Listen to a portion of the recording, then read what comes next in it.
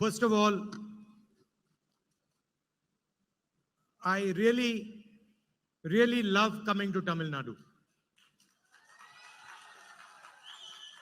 எல்லாவற்றிற்கும் முன்பாக நான் உள்ளபடியே தமிழ்நாட்டிற்கு ஒவ்வொரு முறை வருகின்ற போதும் நான் அதை அன்போடு நேசிக்கின்றேன். Please notice, I did not say I like coming to Tamil Nadu. I said I love coming to Tamil Nadu. நான் தமிழ்நாட்டை நேசிக்கிறேன், மனமார நேசிக்கிறேன். Because I don't just like the people of Tamil Nadu, I love the people of Tamil Nadu. நான் தமிழ்நாட்டு மக்களை என் நெஞ்சம் நிறைந்த அன்போடு நான் நேசிக்கிறேன். And for me, the people of Tamil Nadu, the culture, the history, the language is the biggest teacher. என்னை பொறுத்தவரை தமிழ்நாட்டு மக்கள், அவர்களுடைய பண்பாடு, அவருடைய கலாச்சாரம், அவருடைய மொழி என்னை மிகவும் மிகவும் ஈர்த்த ஒன்று. So whenever I want to understand India, I look at the great Tamil poets. Of course, I don't speak your language, but I read your history, your great kings, your great tradition, the relationships and influence you had in the rest of the world. And it acts for me like a mirror through which I can understand India. எப்பொழுதெல்லாம் இந்தியாவை புரிந்து கொள்ள ஆசைப்படுகிறேனோ அப்பொழுதெல்லாம் நான் தமிழ்நாட்டை பார்க்கிறேன். அதனுடைய கலாச்சாரம், அதனுடைய தொன்மையான பண்பாடு, அதனுடைய அற்புதமான கவிஞர்கள், அவர்களுடைய சிந்தனையின் தாக்கம், இவைகளெல்லாம் இந்த மொழியினை நான் படிக்கவில்லை என்றாலும் கூட அவருடைய சரித்திரத்தை நான் படித்த காரணத்தினால் இந்தியாவை பார்க்கின்ற வேளையிலெல்லாம் தமிழ்நாட்டை பார்த்து தமிழ்நாடு இந்தியாவை பிரதிபலிக்கின்ற ஒரு அற்புதமான கண்ணாடியாக அதனை நான் பார்க்கிறேன். You have given giants to the world like Periyar. நீங்கள் உலகத்திற்கு மிகப்பெரிய ஜாம்பவானை, பெரியாரை போன்ற பேர் ஆளுமைகளை இந்த மண்ணுக்கு தந்திருக்கிறீர்கள். Annadurai, Kamaraj, பெருந்தலைவர் பெருந்தலைவர் காமராஜரை போன்றவர்கள், கலைஞரை போன்றவர்கள், இன்னும் ஒப்புயர்வற்ற தலைவர்களை எல்லாம் இந்த மண்ணுக்கு நீங்கள் அளித்திருக்கிறீர்கள். I could spend the whole meeting talking about Periyar ji, Annadurai ji, Kamaraj ji, Kalaiñar ji. இந்த கூட்டத்தை முழுமையுமே பெரியாரை பற்றியும், அண்ணாவை பற்றியும், தலைவர் காமராஜரை பற்றியும், கலைஞர் அவர்களை பற்றியும் நான் முழுமையாக பேசிக் கொண்டிருக்க முடியும். And you have shown the rest of the country how to walk on the path of social justice.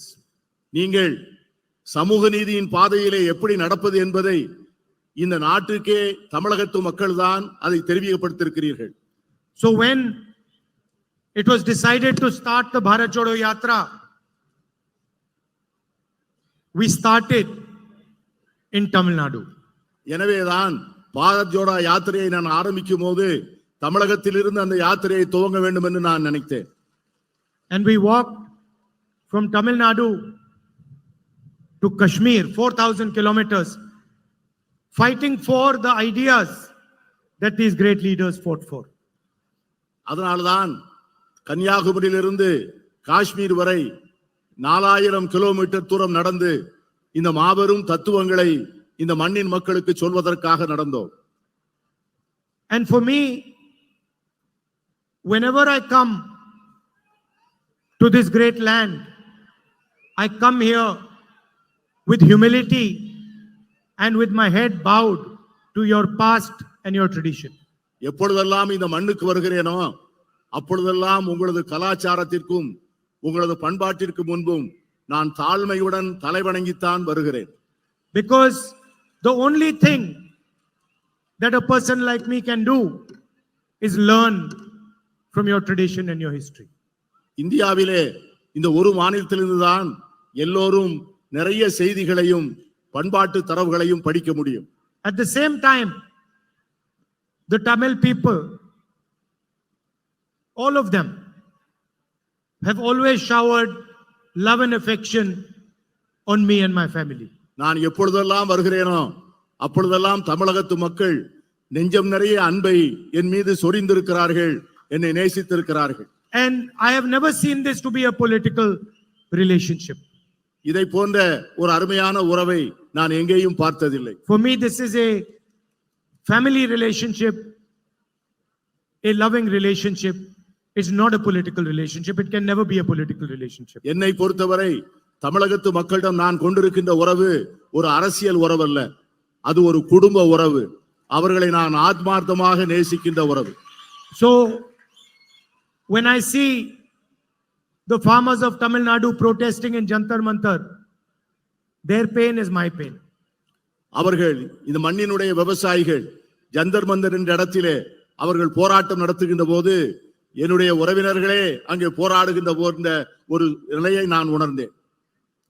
Today there is an ideological battle taking place in India. இன்றைக்கு இந்தியாவிலே ஒரு பெரிய தத்துவ போர் நடந்து கொண்டிருக்கிறது. On one side are the ideas of Periyar, social justice, freedom and equality. And on the other side are the ideas of the RSS, Mr. Narendra Modi and his government. ஒரு புறம் தந்தை பெரியாரை போன்ற தலைவர்கள் போதித்த சமூக நீதி, சமத்துவம், விடுதலை, மறுபுறம் நரேந்திர மோடியை போன்றவர்கள் கொண்டாடுகின்ற வெறுப்பும் துவேஷமும். Narendra Modi says one nation, one leader, one language. Narendra Modi சொல்லுகிறார் இது ஒரே நாடு, ஒரே தலைவர், ஒரே மொழி என்று சொல்லுகிறார். The Tamil language is no less than any other Indian language. இந்தியாவில் இருக்கிற எந்த மொழியை விட தமிழ் மொழி எந்த விதத்திலும் குறைந்த மொழி அல்ல. There are many different languages, many different traditions, many different histories and cultures in this country, and all of them are equally important to us. இந்த நாட்டில் பல்வேறு மொழிகள், பல்வேறு பண்பாடுகள், பல்வேறு கலாச்சாரங்கள் இருக்கின்றன. ஒரு கலாச்சாரத்தை விடவோ, ஒரு பண்பாட்டை விடவோ, ஒரு மொழியை விடவோ மற்றொரு மொழி, பண்பாடு, கலாச்சாரம் எந்த விதத்திலும் தாழ்ந்ததல்ல. Tamil is not just a language. It is the way the Tamil people understand themselves. Tamil என்பது ஒரு மொழி அல்ல. தமிழ் என்பது ஒவ்வொருவரும் தங்களை எப்படி புரிந்து கொள்கிறார்கள் என்கிற வாழ்க்கை முறை. And an attack on the Tamil language is an attack on the Tamil people, nothing less. Tamil மொழியின் மீது தொடுக்கப்படும் எந்த தாக்குதலும் தமிழர்கள் மீது தொடுக்கப்பட்ட தாக்குதலாகவே நான் பார்க்கிறேன். And so I have come here to tell you that for us, your language, your tradition, your history, these are most important for us and our politics. என்னை பொறுத்தவரை உங்களுடைய மொழியும் உங்களுடைய கலாச்சாரமும் உங்களுடைய பண்பாடும் எல்லாவற்றையும் விட எனக்கு அவை மிக மிக முக்கியம். There can be no India without Tamil, without Bengali, without these large numbers of languages that our people speak. Tamil மொழி அல்லாமல், வங்க மொழி அல்லாமல், பேசப்படுகின்ற பல்வேறு மொழிகள் அல்லாமல் இந்தியா என்கிற ஒரு நாடே இருக்க முடியாது. And that is really what the fight is about. We say that all our people, all our traditions, all our languages are sacred. And they say that there should be one leader, one language, one tradition, one history. நம்மை பொறுத்தவரை இந்தியாவில் இருக்கிற எல்லாவித கலாச்சாரங்களும் பண்பாடும் மிக புனிதமானவைகள் என்று கருதுகிறோம். ஆனால் அவர்களோ ஒரே நாடு, ஒரே தலைவர், ஒரே மொழி என்பதிலே குறிக்கோளாக இருக்கிறார்கள். And what is the result of their ideology? The highest unemployment in 45 years. 83% of unemployed people are youngsters.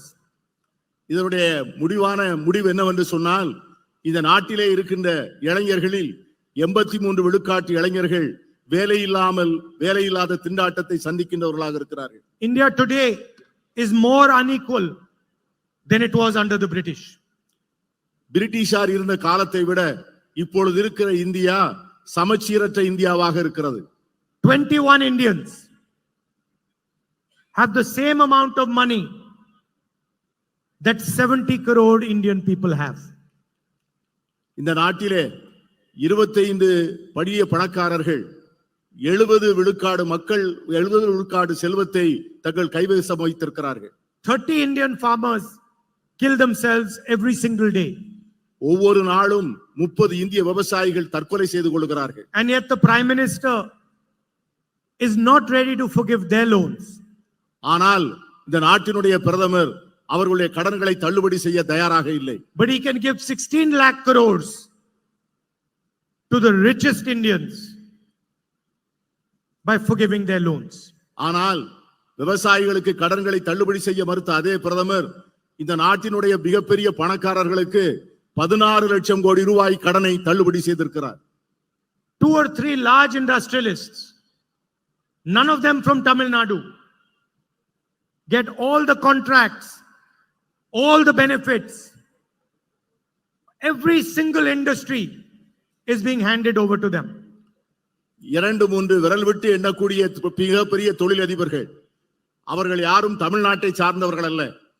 அவர்கள் இந்தியாவில் இருக்கக்கூடிய அத்தனை அரசு ஒப்பந்தங்களையும் அத்தனை அரசு வழங்குகின்ற மற்றவித வசதிகளையும் அவர்கள் மட்டுமே பெற்றுக்கொண்டு அனுபவித்து வருகிறார்கள். Just because Mr. Adani is close to the Prime Minister and helps the Prime Minister, the ports, the airports, electrical power, wind power, solar power, defense industry, all of it is handed to him.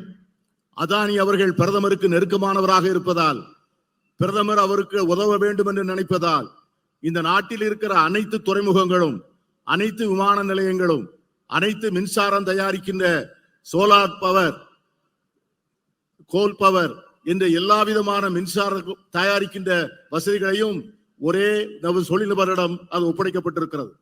And the entire small and medium industry has been destroyed by demonetization and a flawed GST.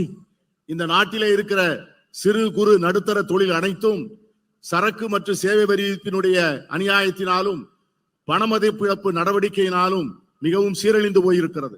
All India's institutions, all India's agencies have been stuffed full of RSS people.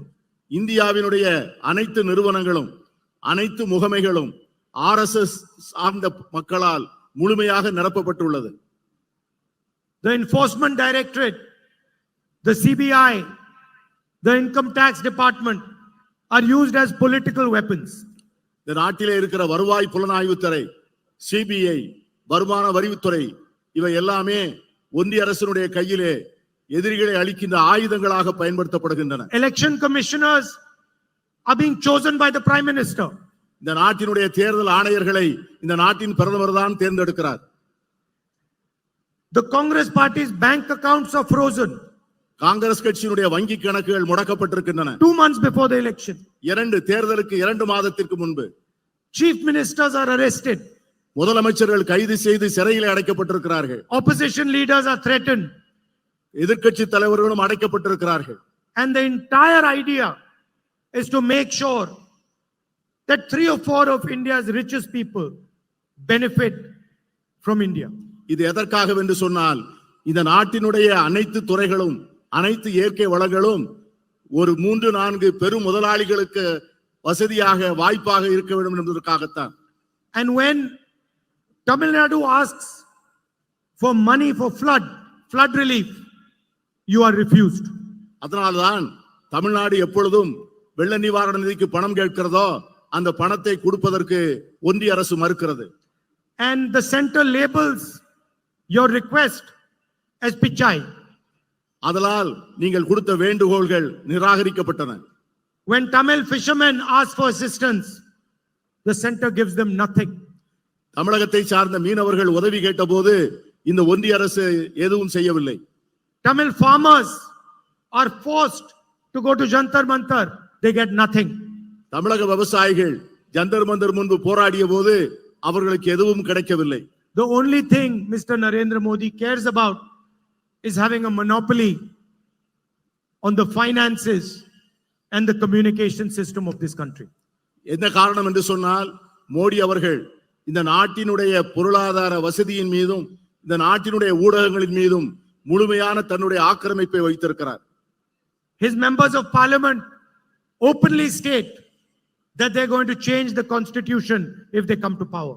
அவர்கள் கட்சியை சார்ந்த ஒரு நாடாளுமன்ற உறுப்பினர் தாங்கள் ஆட்சிக்கு வந்தால் இந்த நாட்டின் அரசியல் சாசன சட்டத்தை உடனடியாக மாற்றுவோம் என்று சொல்லுகிறார். And in the rest of the world, where earlier India used to be called a beacon of democracy, the rest of the world today says India's democracy is no longer a democracy. உலகமெல்லாம் ஒரு நாள் இந்தியாவை ஜனநாயகத்தின் தாய் என்று போற்றிய அந்த நாட்கள் போய் இந்தியாவை ஜனநாயகம் அழிந்து போகின்ற ஒரு நாடாக இன்று பார்க்கக்கூடிய சூழ்நிலை உருவாகி இருக்கிறது. So in this environment, what is the Congress party and the India alliance thinking of doing? இந்த சூழ்நிலையிலே காங்கிரஸ் கட்சியும் இந்தியா கூட்டணியும் என்ன செய்ய நினைக்கிறது என்று உங்களுக்கு சொல்ல ஆசைப்படுகிறேன். In an environment where Mr. Narendra Modi has forced every single Indian youngster to be unemployed, we are going to take drastic action for employment.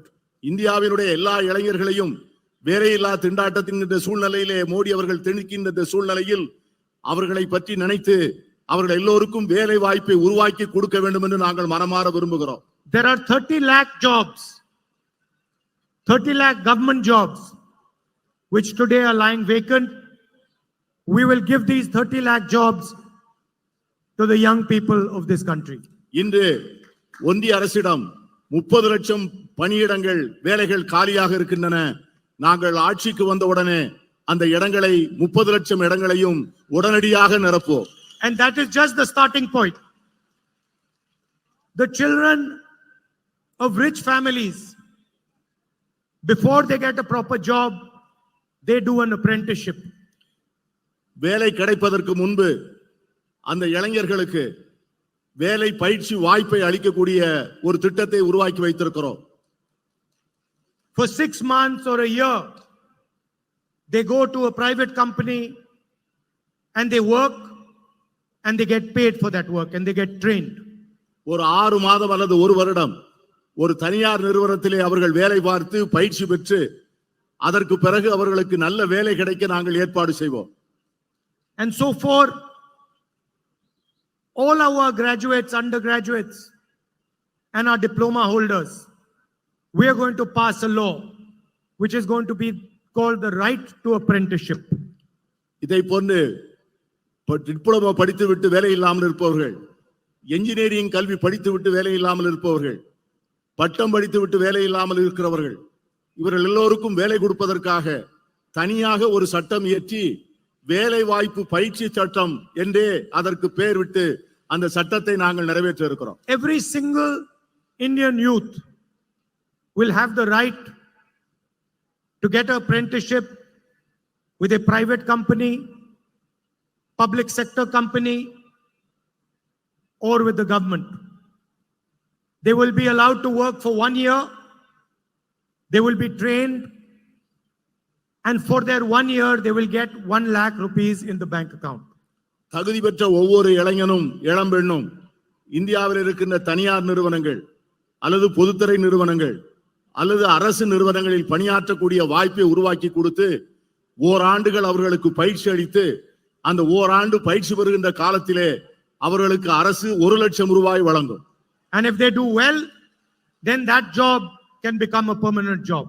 அவர்கள் அதிலே சிறப்பாக தேர்ச்சி பெறுவார்கள் என்று சொன்னால் அந்த வேலையிலேயே அவர்கள் பணி அமர்த்தப்படுவார்கள். This will allow millions of youngsters to have a work experience, will give them pay for 1 year, and will also allow them to be trained in their interest area. இதன் மூலம் லட்சக்கணக்கான இளைஞர்களுக்கு வேலைக்கான பயிற்சி பெறக்கூடிய வாய்ப்பு கிடைக்கும், வேலை பெறுவதற்கான வாய்ப்பு கிடைக்கும். அதன் மூலமாக அவர்கள் வாழ்க்கையிலே சம்பாதிப்பதற்கான வாய்ப்பும் ஏற்படுத்தி தரப்படும்.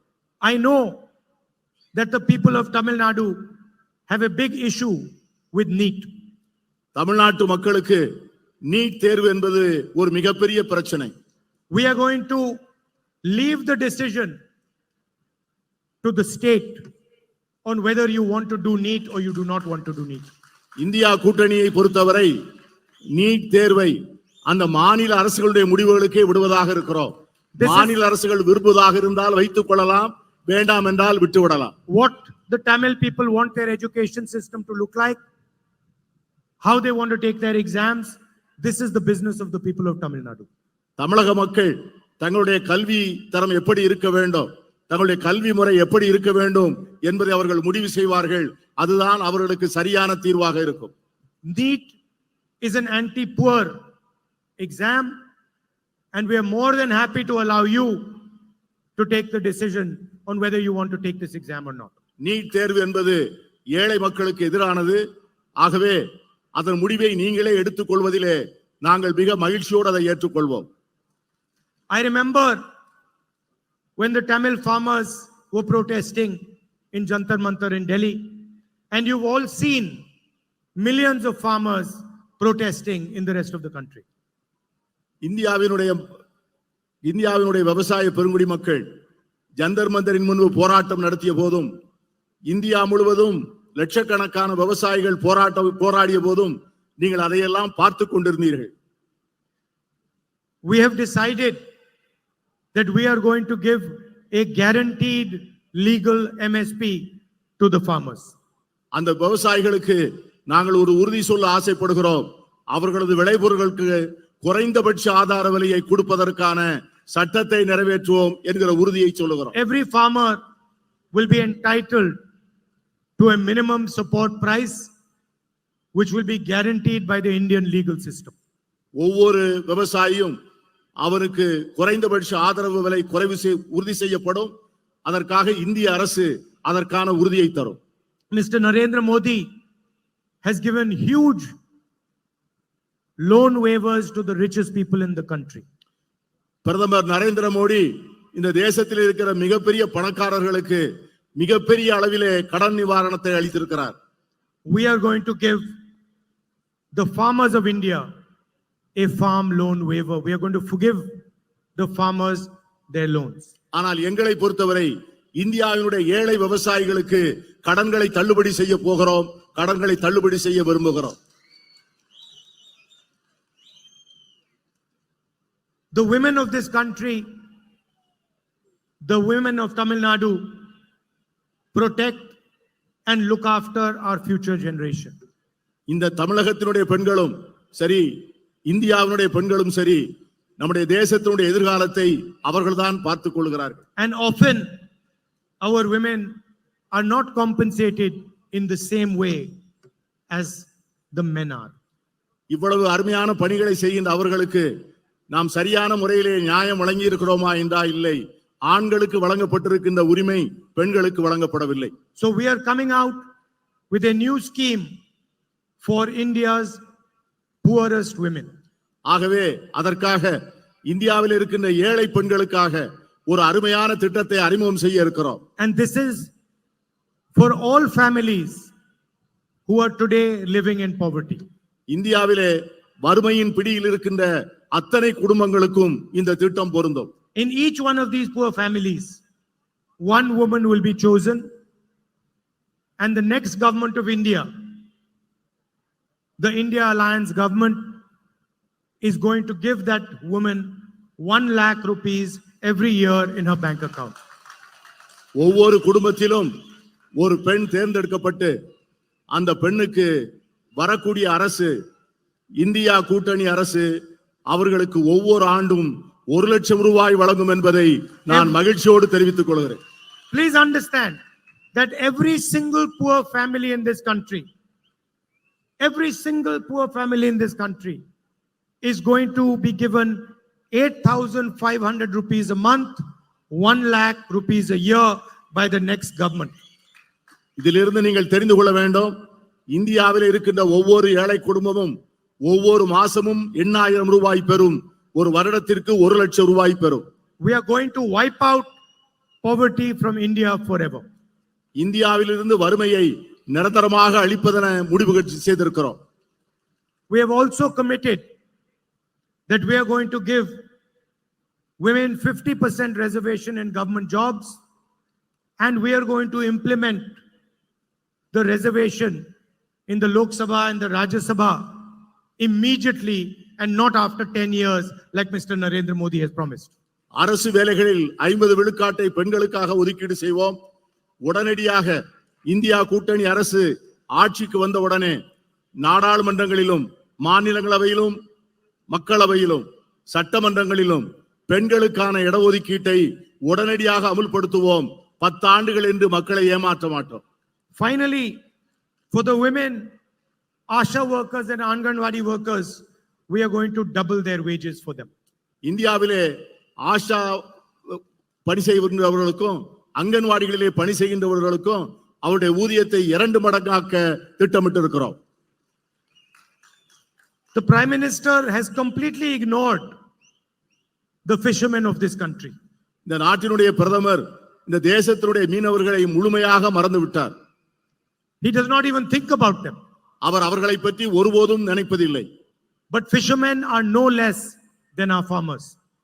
நம்முடைய விவசாயிகள் எவ்வளவு முக்கியமோ அந்த அளவுக்கு நம்முடைய மீனவர்களும் முக்கியமானவர்கள். They take huge risks and they provide food to our country.